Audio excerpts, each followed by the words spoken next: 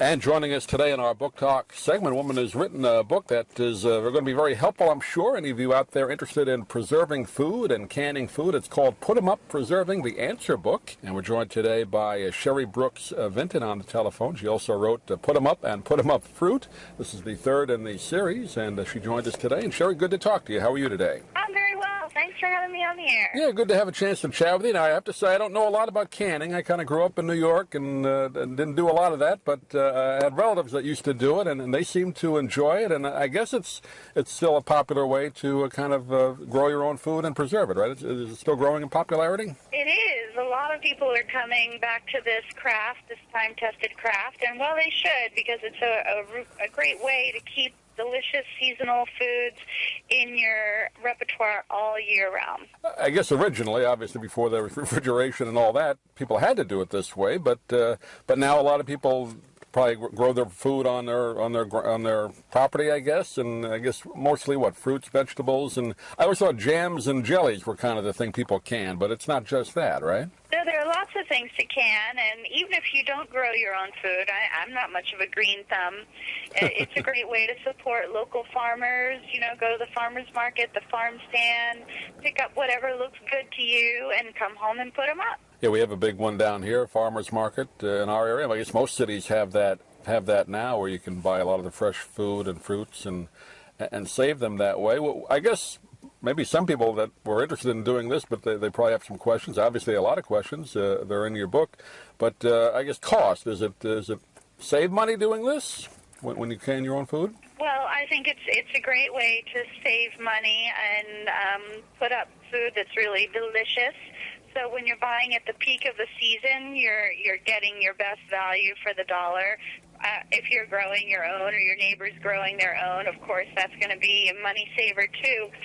But you're also saving flavor, and you're saving farms and maybe yourself in the process, because you can control what you put in that jar. So it's preservative-free, additive-free.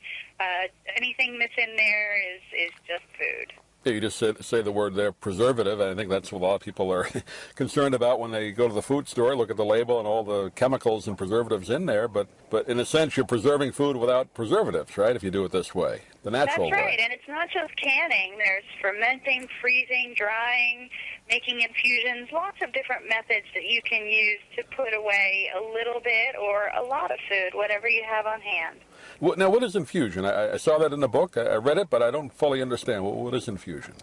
Infusions are just taking highly flavored produce and transferring that flavor to a neutral flavored liquid. So you could take vinegar, for example, a neutral flavored vinegar, like just distilled white vinegar. You fill up a jar with nice flavored fruit, maybe berries. Those are really good. And then you cover that with vinegar and set it aside for about a week. Maybe give it a shake every couple of days. And then you strain out the fruit, and all of the flavor gets transferred to the vinegar. And it's great for making, a really flavorful vinaigrette, or you can add a couple tablespoons of the flavored vinegar to a nice glass of seltzer or ice water, and it makes a really refreshing beverage called a shrub, really popular in colonial times. Shrub. Okay. I learned something. I didn't know that. Yeah. Now you have another lemonade to offer your guests. That's right. Now, equipment, people are probably going to want to know, where do you get the equipment to do this? Is there any special equipment you need? Well, you really don't need a lot of specialized equipment, particularly when you get started. For drying and infusing, of course, canning, freezing, you have all that stuff in your kitchen already. If you want to can food, the most popular method for canning is the boiling water method, and that'll allow you to can like everything from jams, jellies, chutneys, pickles, whole fruits, whole tomatoes. And for that, all you need are the canning jars that have the little two-piece lid. Those make an airtight seal. They keep your food safe on the shelf. And you need canning tongs that will allow you to bring those jars in and out of boiling water. But other than that, you probably have everything you need to can in your kitchen already. And if you need to get those cans, like you said, to do it, most department, like the Walmart, that kind of store would have that, or do you have to go to a special place? Well, I like to support local agriculture, and I like to support local businesses, too. So I get all my canning supplies from my local hardware store. It's just a mom-and-pop outfit down the street, and, they carry everything I need. Well, that's great, yeah. Now, I know you talked about fruits, vegetables, pickles, that kind of thing. Can you preserve meat? I know in the old days they had to do it. Can you still do that, or is that not recommended? Sure. Doug, that's a really good question, because if you want to preserve meat, fish, or vegetables that don't have any acid added to them, then you need a pressure canner. That's kind of like the step above the boiling water method. And the pressure canner raises the temperature inside the jars above the boiling water temperature. So for non-acidified things like meats and vegetables, you need that pressure canner. But if you're just getting started, I would say start with the boiling water method, because you have everything you need to do that, and then see how you take to it. And if you really like preserving, then you can step it up a notch and get yourself the pressure canner. Now, once you can these foods, how long can you keep them? Once you can them, you bring them out of the canner, and you want to check the seal to make sure you have a nice firm seal. And if you do, they're going to be shelf stable for up to a year. So nice long shelf life. Okay. Yeah, 'cause a lot of people are concerned you can it and then you open it, and how do you know if it maybe goes bad or anything like that? So up to a year. Okay. It's up to a year, and the key to success when you're canning is just to follow your recipe. People get into trouble when they start improvising, and then you can't expect successful results. So just follow a tested canning recipe, and everything will come out all right. Now, you have a lot of questions in the book about fermentation. A lot of people, I guess with pickles, that's fermentation, right?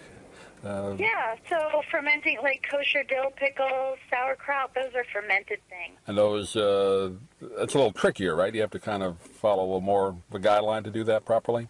Fermentation has kind of a reputation of being really tricky, but it's really kind of easy. You're just using salt to control what is essentially a really natural process. So take the kosher dill pickles, for example.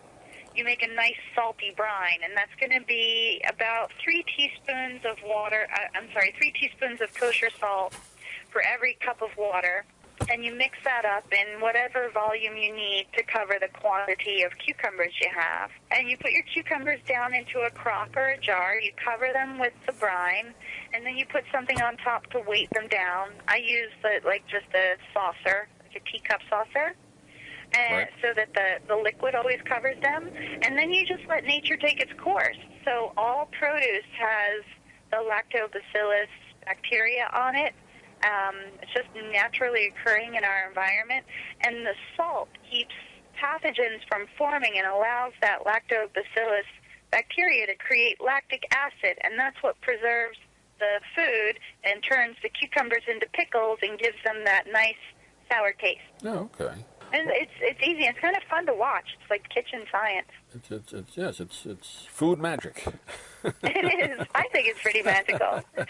Well, I have great questions in the book. I think you have nearly, actually 399, it says right on the title of the book, and it's called Put 'em Up, Preserving Answer Book. We've been talking with Sherri Brooks Vinton today. And Sherri, I know the book just came out, doing very well, but do you have a website you want to direct people to?